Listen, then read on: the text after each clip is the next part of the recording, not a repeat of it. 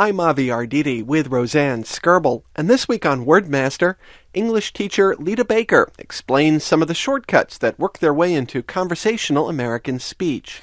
They're called reduced forms, or reductions. And since it was noon when we spoke to Lita, she served up the perfect lunchtime example. So, tell me, Jeet yet? No, we haven't eaten yet. See, you understood what I said. Jeet. Now, if we were to pronounce that, the way it's written, we would say, did you eat yet? But in rapid spoken English, the did you gets reduced. You see how it's not did you, it's j. Let's suppose that you had already eaten lunch, so I could ask you, who'd jeet with? Who did you eat with? That's right. What'd jeet?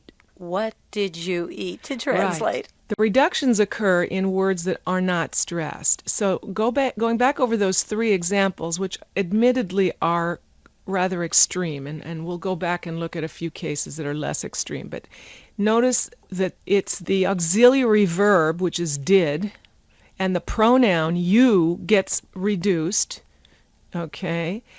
And the word eat, which is the verb in the sentence, is the stressed word. The word yet is unstressed. It's an adverb, okay? So it comes out, jeet yet. Now, let me give you some examples of reductions that occur frequently or even all the time. One example would be the preposition to, which we normally in spoken language pronounce ta. I have to go. I have to, right? Mm-hmm. Have to. It's not to.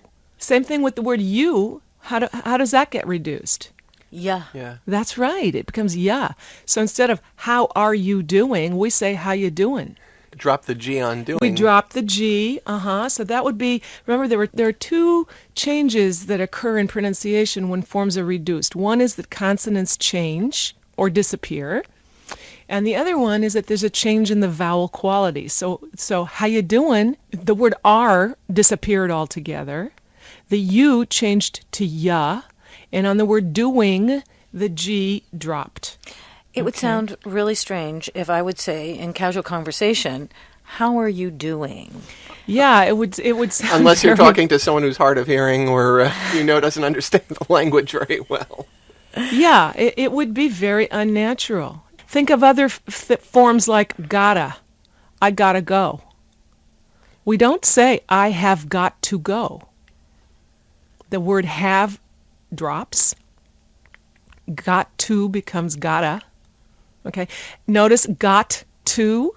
When we pronounce them together, the T in American English changes to a D. So there's an example of where, as I said before, consonant quality changes.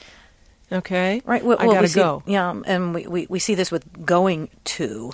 That's right. I'm gonna go. Gonna. And very interesting because most of my students, even at a low intermediate level, are familiar with gonna. They've heard it so many times in movies and in songs and so on. So much so that I'll receive essays where students have written G-O-N-N-A. But what I'm teaching people is academic English, and so I have to teach them that it's not okay to write reduced forms. It's okay to say them, but you shouldn't write them. So is any of this related to social class or to education? I think the use of reduced forms is tied more to the situation. You'll find that when people are talking with their friends in a more casual situation, where we're feeling more relaxed, we tend to use more reduced forms, because one of the reasons that we do reduce forms, that we do have so many reductions in our speech, is that it's just much easier to pronounce words. Whenever we pronounce consonants, the mouth has to be in a certain position. And to move from one position to another requires a certain amount of muscular effort.